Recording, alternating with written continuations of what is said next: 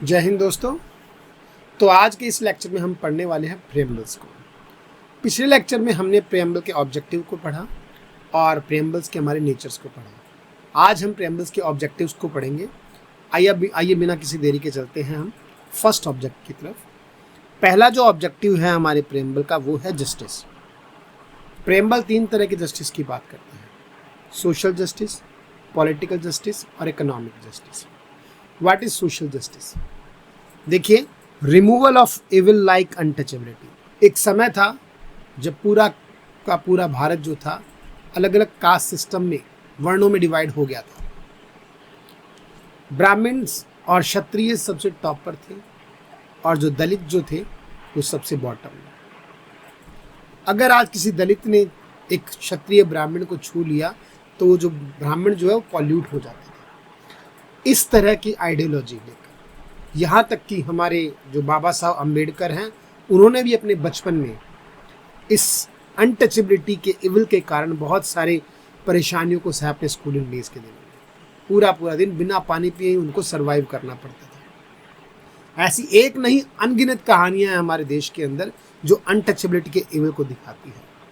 तो भारत जैसे डेमोक्रेटिक देश में, जहाँ पर अनेक जातियाँ रहती हैं, जहाँ पर हम फ्रेटर्निटी की बात करते हैं, बंधुत्व की बात करते हैं, ऐसे देश में इस तरह के इविल के साथ एक ऐसी सोसाइटी का निर्माण करना जहाँ पर कोई ऊंचा नीचा, छोटा बड़ा ना हो, इट वाज इम्पॉसिबल। तो हमारे कॉन्स्टिट्यूशन मेकर्स ने सबसे पहले जो गोल डिसाइड किया वो किया सोशल जस्टिस देने का, कि all people of societies are equal. सभी बराबर है, छुआछूत जो है समाज से पूरी तरह से हटा दिया जाएगा। देखिए, equal treatment with all citizens without any discriminations on the basis of caste, colour, race, religion and sex etcetera, to form a society in which all sections of society could live with harmony. Harmonise society बनाने के लिए social justice देश में होना बहुत जरूरी है। Otherwise harmonise society just like a dream without social justice के। आइए सेकंड जस्टिस की तरफ चलते हैं। Second justice is your political justice. अगर मैं पॉलिटिकल जस्टिस की बात करूं तो यूनिवर्सल एडल्ट फ्रेंचाइज। भारत का हर एक नागरिक, भारत का हर वो नागरिक जिसका नाम वोटिंग लिस्ट में मौजूद है, वो जा सकता है इलेक्शंस में और चाहे जिस पार्टी को वोट डाल सकता है। फिर चाहे वो बड़ा हो, चाहे वो छोटा हो, चाहे वो आपका एजुकेटेड हो, चाहे अनएजुकेटेड हो, चाहे वो आपका ब्राह्मण्स हो, चाहे वो दलित हो, हर एक वोट की वैल्यू इक्वल होगी। हर एक वोट वैल्यू बराबर वैल्यू रखेगा और हर वो आदमी जो 18 साल से ऊपर का है और जिसका नाम वोटिंग लिस्ट में मौजूद है, ही और she can cast his vote and choose his own representatives. वो अपना रिप्रेजेंटेटिव्स खुद चुन सकता है। So, universal adult franchise, equal access to all political office। आज अगर आप चाहें तो आप भी प्रेसिडेंट बन सकते हैं। आज अगर चाहूँ तो मैं भी प्रेसिडेंट बन सकता हूँ, प्राइम मिनिस्टर बन सकता हूँ, क्योंकि ये ऑफिस जो हैं वो सभी के लिए खुली है। ऐसा नहीं है कि आप उस ऑफिस तक पहुँच सकते हैं और मैं नहीं पहुँच सकता ना। एवरी सिटीजन, जो भी इस देश का नागरिक है, वो हर एक नागरिक जो है वो प्रेसिडेंट बन सकता है, प्राइम मिनिस्टर बन सकता है। आइए हम पॉलिटिकल जस्टिस को एक केस के थ्रू समझते हैं। That is your lily Thomas versus union of India case. देखिए, एक एक्ट है आपका रिप्रेजेंटेटिव पीपल एक्ट 1951।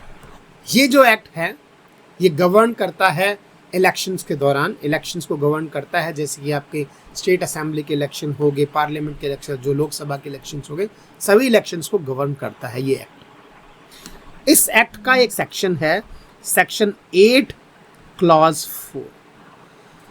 इस सेक्शंस में क्या लिखा है, आइए इसको देखते हैं।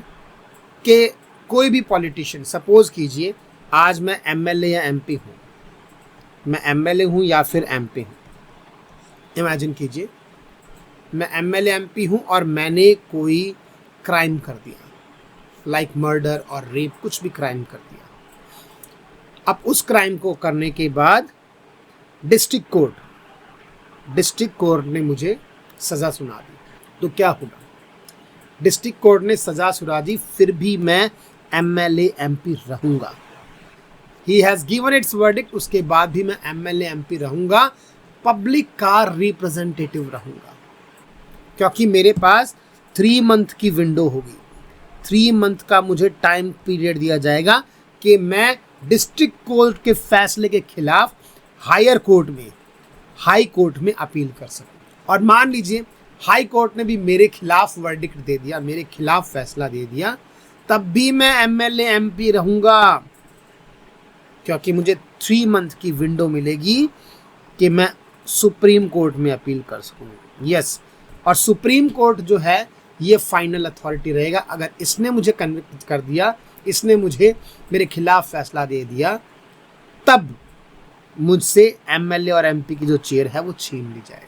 कोर्ट के पास मैटर गया कि लॉ तोड़ने वाला किस तरह से एक लॉ मेकर्स हो सकता है। जब डिस्ट्रिक्ट कोर्ट ने मेरे खिलाफ फैसला दे दिया तो मुझे उसी वक्त मुझे इस चेयर से हटा देना चाहिए था, मगर ये जो सेक्शन 8 क्लॉज 4 जो है ये कहता है कि 3 मंथ की विंडो मिलती है। सुप्रीम कोर्ट ने lily Thomas versus union of India case में कहा कि जो सेक्शन 8 क्लॉज 4 जो है ये अनकॉन्स्टिट्यूशनल है, ये हमारे देश के पॉलिटिकल जस्टिस के खिलाफ है, तो this is wrong, this is unconstitutional, इसे हटाया जाता है। So what is political justice? Universal adult franchise, you are free to cast your vote if you are 18 years old and your name is enrolled in voting list. You can choose your own representatives. आइए next देखते हैं। Next is your economic justice. Economic imbalance को हटाना। Richers are becoming richer, poors are becoming poor. तो जो ये gap है ना बहुत बड़ा इकोनॉमिक गैप बन पड़ा है कि पूरे की पूरी जो देश की दौलत है वो कुछ हाथों में सिमट के रह गई है।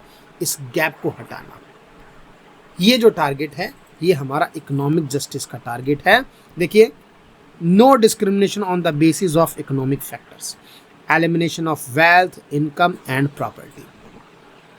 ये जो जस्टिस का जो कॉन्सेप्ट है मैं आपको बता दूं, ये रशियन रेवोल्यूशन की देन है, हमने वहां से लिया है इसको। आइए अगले ऑब्जेक्टिव्स पर चलते हैं जो कि हमारा है लिबर्टी, आज़ादी, freedom of thought, expression, belief, faith and worship. Freedom of thought means खुलकर सोचने की आज़ादी, खुलकर विचार करने की आज़ादी। फ्रीडम ऑफ एक्सप्रेशंस मीन खुलकर अपने भाव को व्यक्त करने की आज़ादी। अब आप अपने भाव को किसी भी तरह से व्यक्त कर सकते हैं। You can express your thought by movies. आप अपने थॉट को जो है बुक के थ्रू एक्सप्रेस कर सकते हो, किसी ड्रामा के थ्रू एक्सप्रेस कर सकते हो, सॉन्ग के थ्रू एक्सप्रेस कर सकते हो। There are many ways to express yourself. We have freedom of thought and expressions, freedom of belief, freedom of faith and worship. किसी भी भगवान को पूजने का फ्रीडम, किसी भी धर्म को मानने का फ्रीडम। आप भारत देश में रहकर किसी भी गॉड को, गॉडेस को पूज सकते हो, कोई भी धर्म अडॉप्ट कर सकते हो। You are totally free to do that. This is your liberty. आइए नेक्स्ट देखते हैं।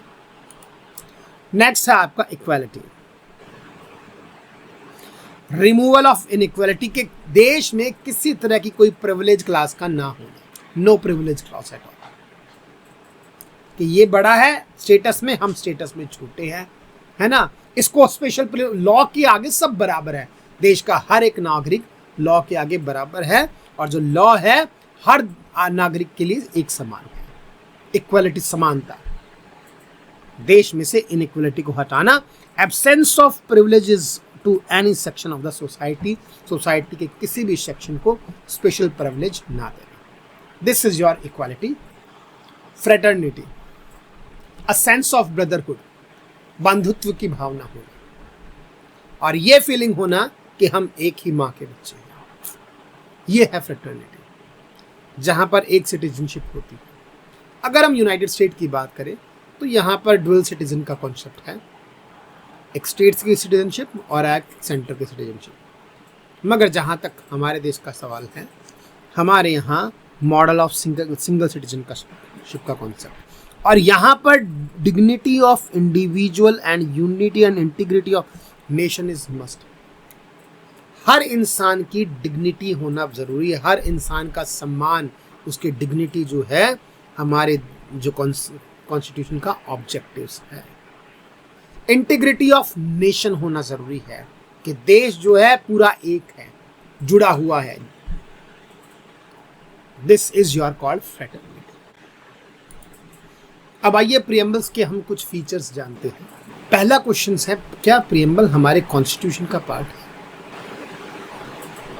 देखिए 1960 के अंदर Berubari versus union of India case के अंदर सुप्रीम कोर्ट ने क्लियर कट कहा था कि no, preamble is not the part of the constitution, कि प्रियम्बल कॉन्स्टिट्यूशन का पार्ट नहीं है। मगर 1973 के अंदर जो है केशवानंदा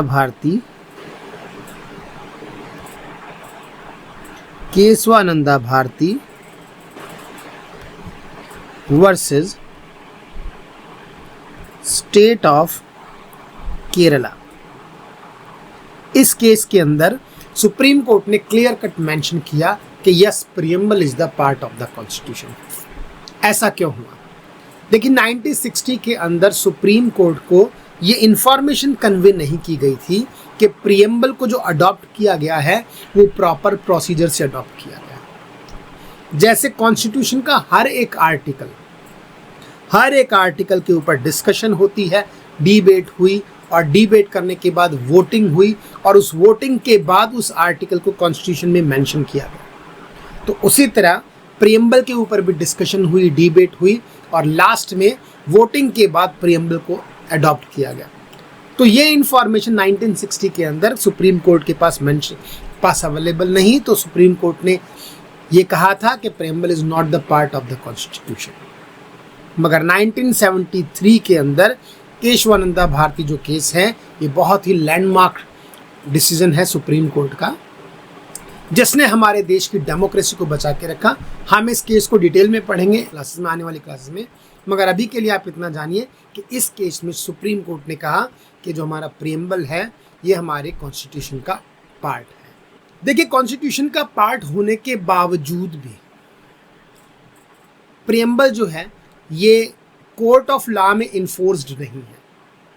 आज हम सुप्रीम कोर्ट के पास नहीं जा सकते और ये नहीं कह सकते कि सर आप प्रियम्बल को लागू करो। जैसे हर एक लॉ इनेक्ट लागू करते हो आप, हर एक लॉ जो लागू करते हो प्रियम्बल को लागू करो, वी कैन नॉट, हम इसको इन्फोर्सेबल नहीं है, हम इसको लागू नहीं कर सकते। मगर उसके बावजूद भी ये जो है हमारा जो प्रियम्बल है ये हमारे कॉन्स्टिट्यूशन की फिलॉसफी है, ये इंस्पिरेशन है सुप्रीम कोर्ट के लिए। जब भी सुप्रीम कोर्ट किसी आर्टिकल की लैंग्वेज के अंदर फंस जाता है, कई बार लैंग्वेज क्या होती है, बहुत भारी भरकम लैंग्वेज होती है, एम्बिगुअस लैंग्वेज होती है, सुप्रीम कोर्ट को किसी आर्टिकल की लैंग्वेज क्लियर कट समझ में नहीं आती, तो जब भी सुप्रीम कोर्ट ऐसी कंडीशन में फंस जाता है तो सुप्रीम कोर्ट सीधा लुक करता है प्रियम्बल की ओर।